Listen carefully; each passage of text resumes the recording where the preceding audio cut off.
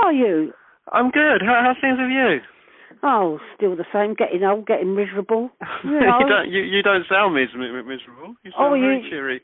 You should have been here last night. I think Kevin was going to leave home. He was so frightened. How you been? Bit sad about Labour today, I thought. Put me in a bad mood. Yeah, never mind. But Mum, I was talking to Mum in the week. Yeah, she said. Yeah, she said that you've had, you're thinking about opening up the Colenso Diamonds thing.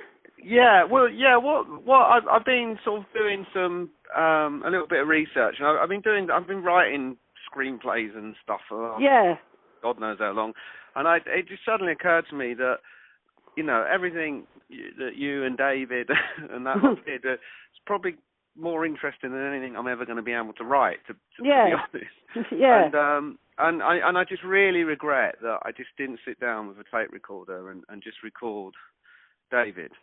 Because as you know, he was such a he could tell a really nice story and stuff. He could, but the reason why he got fitted up, which was a bit off really, for the Colenso Diamond, was over the Lord Mayor's lamps.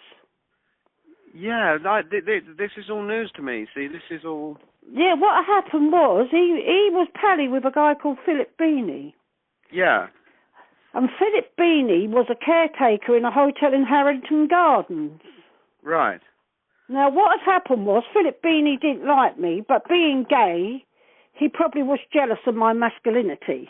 Because he was a right old fucking queen, And I had to tell him once or twice. I think it was after David. Anyway, they went out one night for a drink.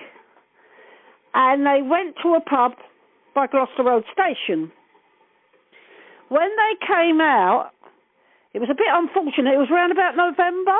Well, it might have been the end of October, but it was near the Lord Mayor's parade, which I think is around about November. Anyway, they had a big car showroom there, and they had the Lord Mayor's lamps on show. Yeah. And Philip Beanie said, I bet you couldn't nick those lamps, David. And David, being probably half pissed, said I could do that on my dick or something, something very Oxford and Cambridge like. Yeah, yeah. Anyway, so he gets in and he nicks the lamps and he gives them to Beanie, not knowing what they were. Or he might have known, I don't know. Anyway, it turns out that Beanie tried to sell them. Right. And of course the old flying squad, as it was known then, were not very happy as the Lord Mayor's coach tour was coming up with no bloody lamps. And they went to Beanie, and Beanie said, oh, I didn't nick them. There's a guy called David Knight who lives in the Victoria and Albert Museum. Right. Because on their way up there, Victoria and Albert Museum, Colenso Diamond taken X amount of months ago, and that's how it happened. Yeah. That's exactly how it happened. Huh. And it was done because the judge who was involved, Judge Arvold, was an old bastard. And he said when he summed up, you take the word out of this window cleaner, because it was all done on verbal. There was no fingerprints, nothing. Really? Wow. And of course then Nick Calder. See, the people who help you with Nick Calder, it's Private Eye. You think? Yeah, because that was Paul Foot, was... Yes, Paul Foot got everything from Private Eye. Right. Private Eye, that's how World in Action done the programme, they picked it up from Private Eye. Private Eye done everything, and knowing Private Eye, who were nicked more times than enough for their court cases, I should think they don't throw anything away. But they were the people who got in touch with, they knew all about Nick Calder, Private Eye. Right. All I know is he was in prison, and he put it about that he took the Colenso Diamond and he was moved out of the prison. Right. And then, of course, what really put it all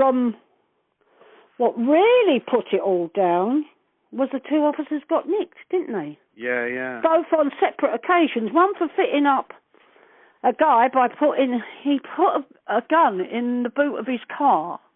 Unfortunately for him, the next door neighbour was looking out the window who was a barrister. Jesus. And the other one, got a good hiding of someone down a club. Right. And this flying squad officer went down and gave him a right good pasting, and he got nicked. They both went to prison. Right. And that's what made it more interesting, the case. Yeah, but Judge Arvold, I'll never forget him, the old bastard. He was something to do with the Lawn Tennis Association. But he was, I'll never forget that. I said, well, he talks a load of balls anyway. But, sorry, just put it down to senility. I'm getting old. But that I think the thing actually came from Paul Foot, who was then something to do with Private Eye. Yeah, I think he used to write for Private Eye at that time. He did. Well, he was ever so... Because he came round to me when I lived across the road many, many years ago. Because he was in the middle of doing something on the Ratty case. He was going down to Wales quite often at weekends. Right. Because that's where Ratty was supposed to have been the night of the murder, wasn't it? Yeah, yeah. Yeah. So, and he was actually outside the scrubs the morning David got demobbed. Oh, really? Wow. Yeah, because your dad was there, wasn't he, to drive us down to Nanny's. Right. Right, so, he hasn't... Yeah, and Paul Foot came from out the shadows on the morning. And David, and that's how... But World in Action picked it up, because I always remember it was very embarrassing for me, because I was working at the council, I never told no one my business. Yeah. And then you only had 2 television bloody programmes. I think it's BBC One and BBC Two. And everyone watched World in Action. Well, after that Tuesday night, everyone knew my bleating business. I bet, yeah. No, but it was... that's how it all came about. Was down to Philip Beanie. Right. Okay. Well, we're going to get the World in Action. We've sent off for it. We can get hold of it through the BFI. So, yeah. So it still exists. So that's yes, he does, because my friend next door's a barrister. Right. For the Kuwaiti royal family, but and of course you can get these things. They're all documented anyway. Yeah. But I would say that the best... I can't think who was in charge of Private Eye at the time. But it'd be Ingham. Richard Ingham. Yeah. I'm not sure, but the one who was quite powerful also was the Scotsman who was he Scots or Australian? He was in charge of World in Action. We used to go out with them on... Ernie Eban was one of them involved. Ernie Eban, he was a young coloured guy. We used to go out and have dinner with him a lot.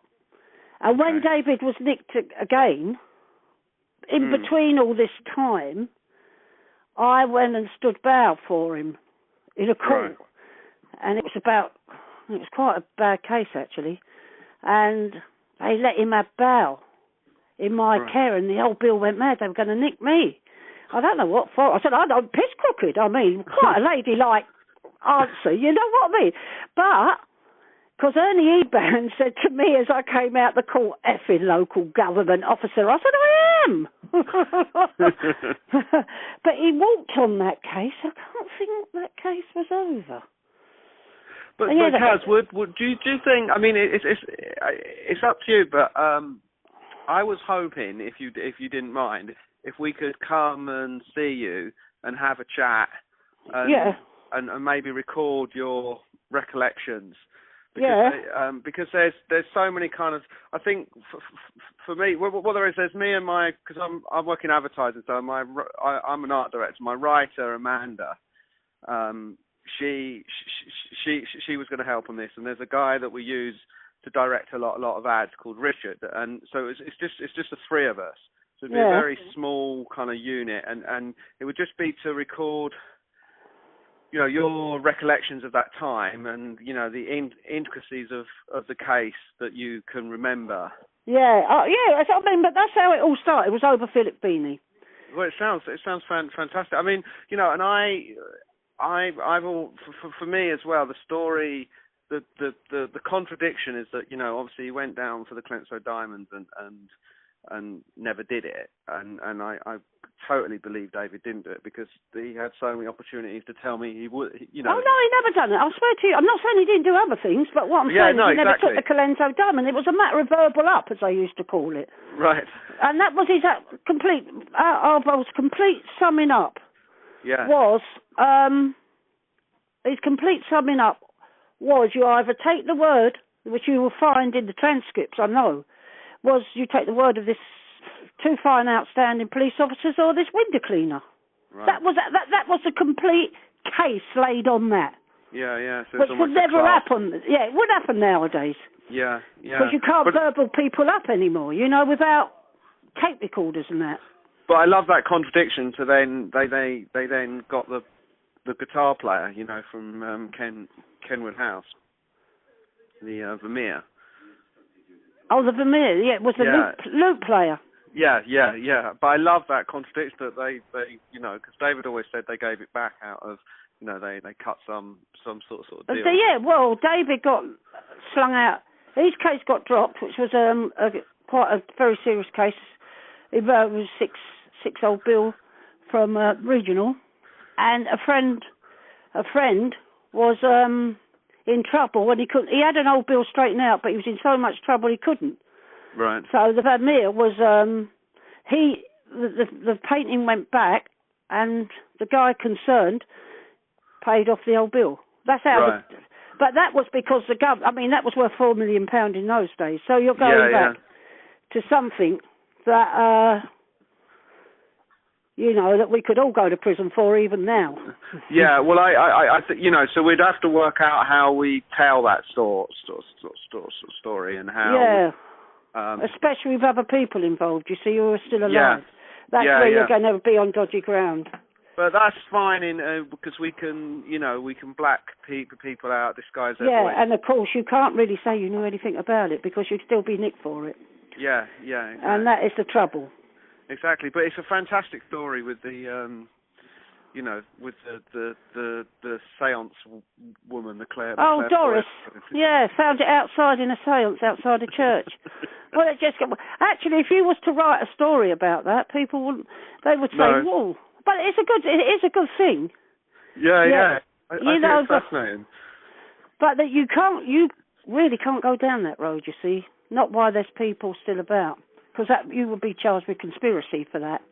Yeah, well, if you said that, you'd be charged with conspiracy, because as far as they're concerned, you knew about it. Right. So you've got to be very, very careful. I mean, how did you know Doris Stokes was involved? So you must have known what was going on. So therefore, you can end up with 10 years, because it's going to make them look such champs. They would really like to fucking nick you for it, wouldn't they? Yeah, but that's knowledge available on the internet now.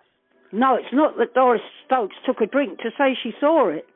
Oh right, okay. Get what I'm saying? You can't accuse people, though she's dead. You can't. And what they're saying is, if you knew she took a drink, then you knew more about it. Yeah, sure. You get what I'm saying? This is where you've got to be very, very careful. Yeah, of course. And the old Bill would definitely like to do that. Yeah. You can't accuse judges and regional people of knowingly being bent. Yeah. Unless you was involved. Yeah. That's the thing. And if you're involved, they'll nick you. Yeah. So you've got to be very careful about what you say. Well, if we do this, then we can obviously avoid anybody's identity for this. Well, but what I'm saying is they nick you anyway if you're making a thing about it, because you know who the people are who you're talking to. You've got to be very careful. There's freedom of information. But no one knew that. Everyone thought that Doris Stokes did know where it was. Yeah. They thought she was. Yeah. I mean, it's only recently that came out that she was a fraud anyway. Well, she had to be, didn't she? Yeah. Well, I never knew it. She came from but she lived in, I think she lived in Sullivan Court. I only read that in a professional capacity that they wrote about. She was very famous. Yeah. There's actually someone called Nella Jones, who was the woman who found it, according to the little bit of research that I did. Well, I was told it was Doris Stokes. Right, well, but that's only by the people, and it was outside a church. Yeah, it was in St. Bart's. The cemetery at St. Bart's, apparently. Yeah, but what you've got to be is very careful here, Paul. I mean, you don't want to end up going to prison, do you, Kidlet? No, I don't. I don't think I do. I don't think I do particularly well in that environment. You getting married to a big Jamaican doing life won't help us all, will it? No, but you've got to be very careful. What are you going to do? Is it a true thing, or are you going to... Yeah, I think so. Yeah, I think it's you know, because it's just so sort of wonderful that it just, as you say. The only trouble you're going to come unstuck is, of course, people are not going to be happy with him with the amount of prison he done after it. Yeah. This is the thing. You know. I mean, because anyone who ended up with the amount of bird he did in the end. I mean, he got 17 years at one stage, didn't he? Yeah. See, and he was done bang to rights with that. Yeah. Well, so it's a very dodgy thing. If you wanted to write a story as a fiction, you're home and dry. People will buy it. Yeah. The only thing is, you don't want to see. They're so fucking on the ball nowadays. Even your tellies are what you're saying in outer space. And all this, it's true, yeah. And you've got all these bloody terrorists now. Everyone's phone's tapped. Yeah. I'm just saying, you're going to have to be very, very careful. Yeah. But I think under the current kind of vogue for conspiracies and, you know, the 70s being so full of cover-ups and, you know, inquiries that don't go anywhere at all, I think it fits right into that kind of... well, you say that, funny enough. I'm just reading a book. I've got here a complete book, true story, that a guy's just written on the Brinks Mat, right? And he's named Bent Old Bill and everything in it. So, I don't know, because so many people got killed in that. And that was, when did that start? That was... in the 80s, wasn't it? So, yeah, I think so. It might have been before then. But I can kind of remember it happening as a kid, so I yeah, it was written by a guy called Wensley Clarkson. Right. And he's named everybody, you know, and they think that they had old Bill who was bent, but they didn't name him or that. Right. But they're just going on that old Bill was bent because they wanted to know lists of who the Grasses was. Only one of them got done, and he got done. One old Bill got done, and he was taking a lot of money off the porno king. And I've got a picture of him here, and he was quite a big old Bill. I can't think of his name, but he was known. He got the sack. He was quite high up in the old Bill, but he got done for taking money. And he used to go out. This guy was a big porn king. Right. And I think so many people was involved, because when the Brinks Mat robbery took place, one of them got his brother-in-law, who was a Security Corps guy. Right. And what happened then was the guy grasped as soon as the thing went off, because they fancied him, the old Bill. He was the last one in the morning.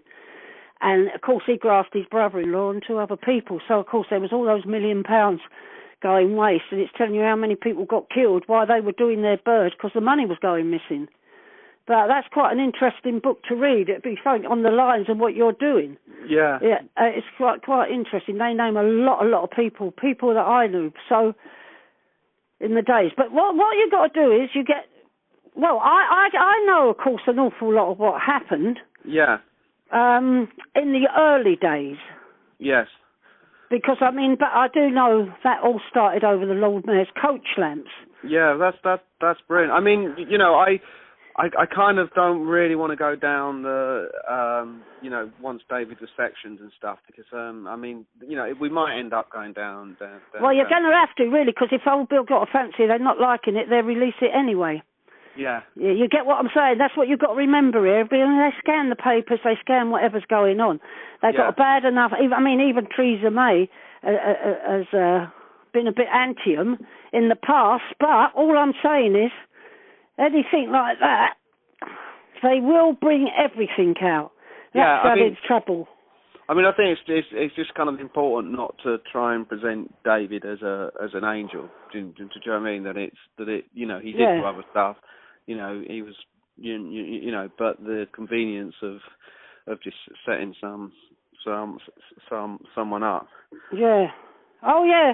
You go back. See, but the funny thing is, I mean, I remember your grandmother, Dolly, telling me that her mother used to get a good hiding off of the old Bill. No, her husband used to give her a smack when he used to come home pissed on a Friday night. And then they'd go to court at West London the next morning and the sergeant would be given half a bottle of whiskey and he was never nicked. Right. You know, corruption has been going on a smaller vein. Yeah. But you get the copy of the World in Action thing. Yeah, we're going to. So what I think would be great, Kaz, are you around at all next Friday? That I don't know. Kevin's mother's very ill. We've been going down. I don't know if your mum told you. No, we've been going down to Seaford. She's refused any hospital stuff or that. But Kevin, we've been going sometimes twice a week. Oh God, is that Stella? Yeah. Yeah. Yeah, because she's quite old now, and it's been a bit. In fact, it's knocked it out of me because I've been very ill myself, and I've just come off of a lot of drugs like morphine, fentanyl, and that because of my discs, my backbone's going. But look, give me a ring in the week. Yeah. And let me know what you want to do, and I'll see if I'm about.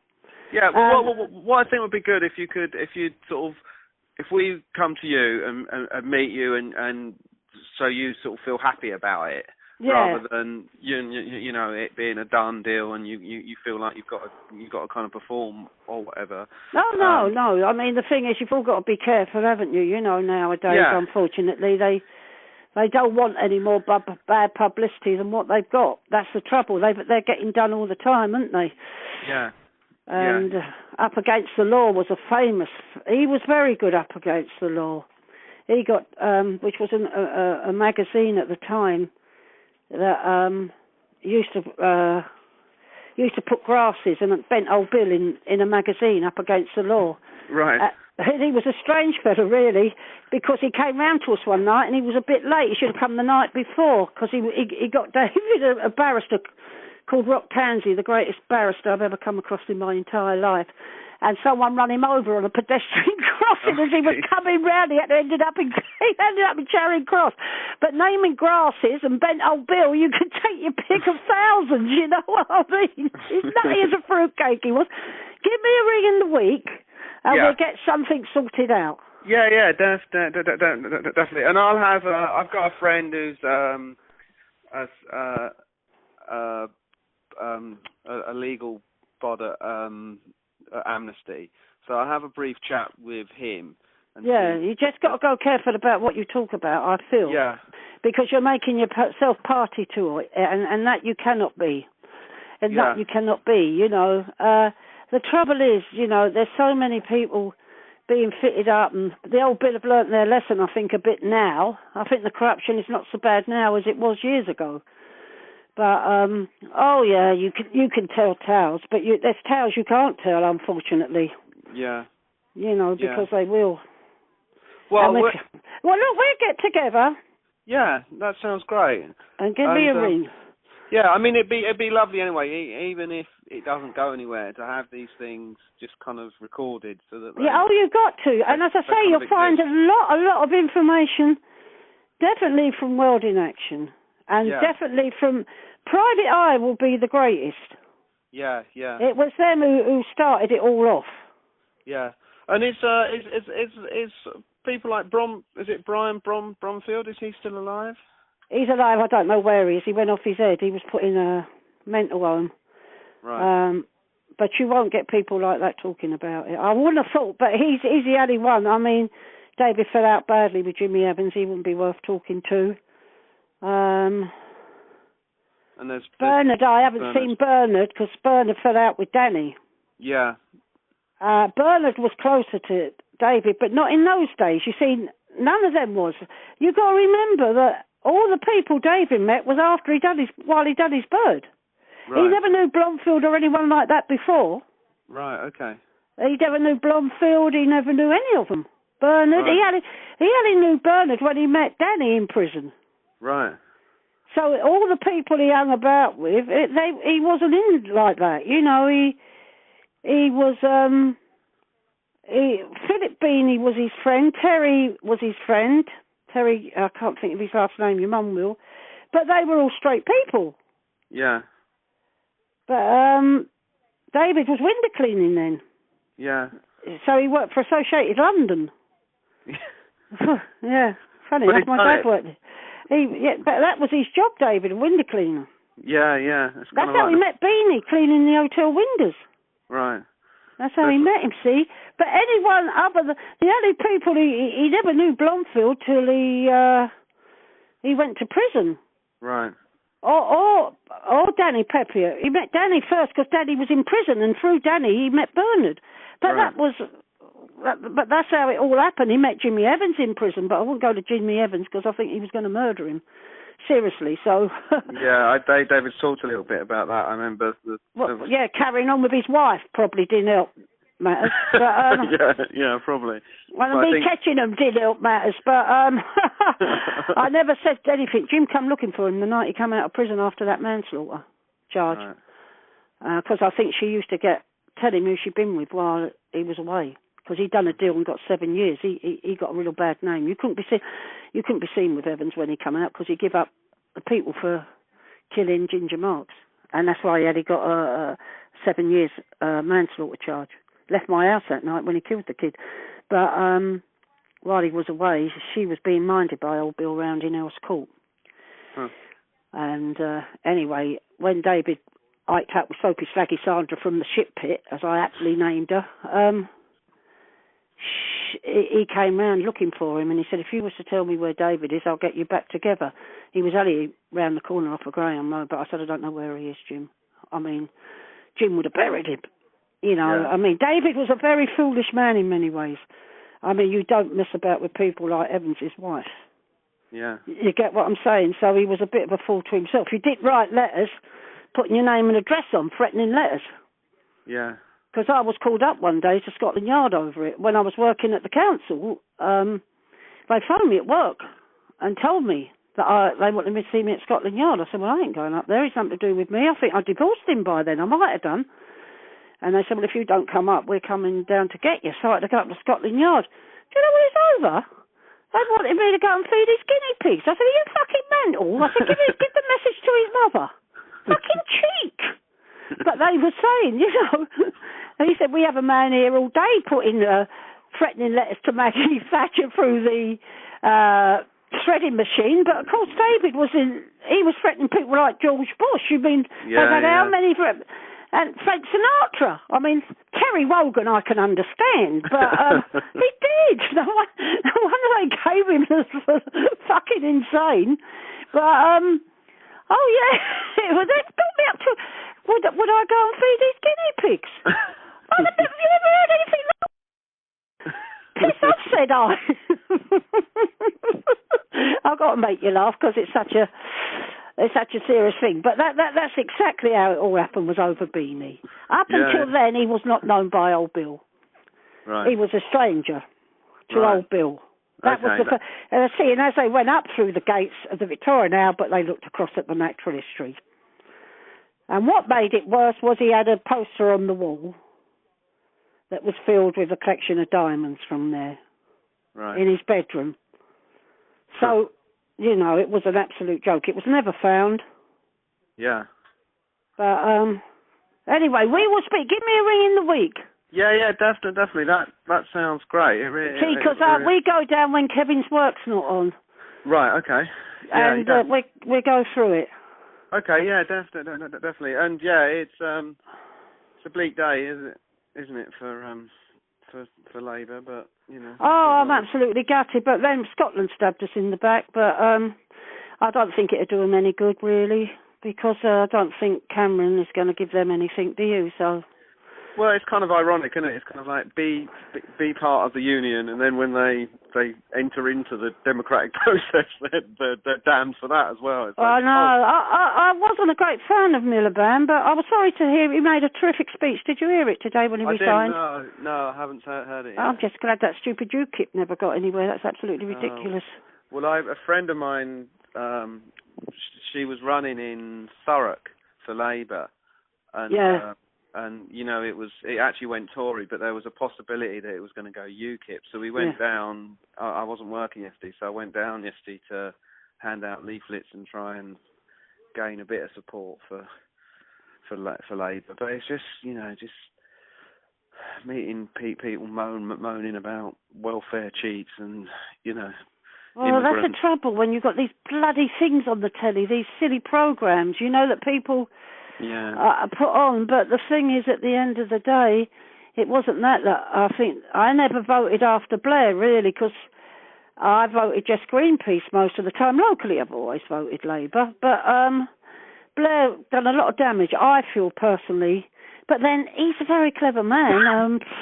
He's earning millions now, but he's not doing it illegally. Yeah. I mean, he never became a Catholic till he came away from being Prime Minister, because a Catholic can't be a Prime Minister in this country. A very shrewd man, and he hasn't took a seat in the House of Lords, so he can earn and work wherever he wants. Yeah. So he's a very shrewd man. But then a lot of people have got to remember he went under the guise of New Labour. Yeah. And I used to have to go many years ago and go and get the Hansards we used to get the Hansards delivered, which used to be a complete programme of what went on in the Commons, because you didn't get it on telly in those days, and many a time it didn't come on a train up to Victoria, because I worked in an investments part of the council and you had to really know what was going on. And he completely smashed everyone in an argument, Blair. Very, very clever man. Yeah, but of course he done a lot of damage, I think, to Labour. Yeah, well, he might still face war crimes. You never know. Well, yeah, but my argument has always been there was enough Tories there. Why didn't they vote against it? You know what I mean? I don't know. Yeah. Well, that's exactly the same thing about the banks, isn't it? They're sort of saying, well, you bankrupt this country. It's like, you were there, you didn't oppose it. I know, and the thing is, if we get out the common market, they'll all leave anyway. I don't know who we'd deal with, because Maggie sold off every bit of bloody thing we owned, every bit of industry and that, didn't she? Yeah. I think the country's finished. I think the worst thing was just putting the towel on. We've only survived all these centuries because we were an island. And myself personally, I think that's got to go now, the tunnel. Really? So if you're not doing nothing, go and blow it up tonight, will you? Because it's the rabies I'm a bit worried about that's coming in.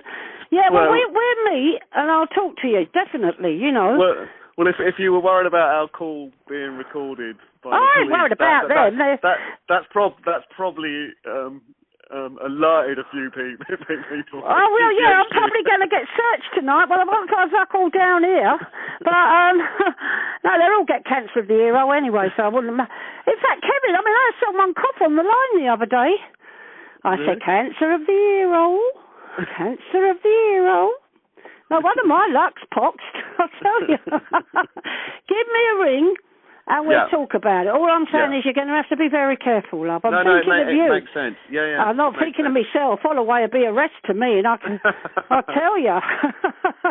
And they're all sort of, because I'm a big salt, they all want to grab me in that, and I don't smoke anymore, so I can't sell myself for a roll-up, you know what I mean? Now, listen, you take care. Kids all right? Yeah, she's doing great. I'll bring some pictures when. Yeah, and because we had a lovely day when we went to Brook Green, didn't we? That was a nice day with the kids. Yeah, and how's Matthew doing? Okay. Oh yeah, he's away. It's great. I haven't had a panic attack in nearly a fortnight. I hear him on the steps and I feel quite ill. I do. I mean, he's gone away to Portugal with a bint. Oh, and really? He's having a relaxation while he's away. He's going to get himself back into being fit, and I don't take much notice. He talks a load of bollocks anyway, you know what I mean? But his kids are great. They're great. I've had a row with the mother of his children, so I ain't seen the kids for a fortnight. Oh, no. I was going to shape up to her, but she's only 32. I'm 68 this year, sod that. You know what I mean? You've got to be tooled up for anything like that, isn't you? Oh, yeah. I'll have to get some of my mates to sit on her or something. I can give her a kick up the hole, won't I? Now, you take care, love. Yeah, I haven't had a fag, you know. For how long? 2.5 years. Oh, or a drink. Or a drink. Wow. I had all my thyroids out. Right. So what, they said no boozing, no drinking? Well, I'm just falling apart. I've got a spine that's disintegrating. I've got arthritis up everywhere. You name it, I've got it. Oh, no. Oh, well, I did go up to the Strand the other day with my brother to meet some disgusting creature. He actually said he came from Kent. I said, oh, actually, I would have thought you'd come from Essex. He was a right pig, you know what I mean? So he wanted to meet me. Well, I won't be making a return call, so I shouldn't worry about that. But I got a little bit inebriated on there, but that was it. So I had to have a blood test the next day for my kidneys. So I thought, fuck, I was as drunk as a skunk. That's the first time I've had a drink for 2 years. I ended up going to bed. Yeah? Oh, is she? Oh, my niece has just turned up. Okay. We'll have a laugh. Give me a ring Monday. Yeah, okay, brilliant. I'll Thanks let you a lot, know. Kaz. All right, have a good weekend. And you, Kidlet, love to your family. Your wife is lovely. She's really nice. I like her. Oh, good. I don't think she come with us. She's no, if she's got any bleeding sense, she won't. Anyway, will she? See you later, kid. See you later. Bye. Love. Bye.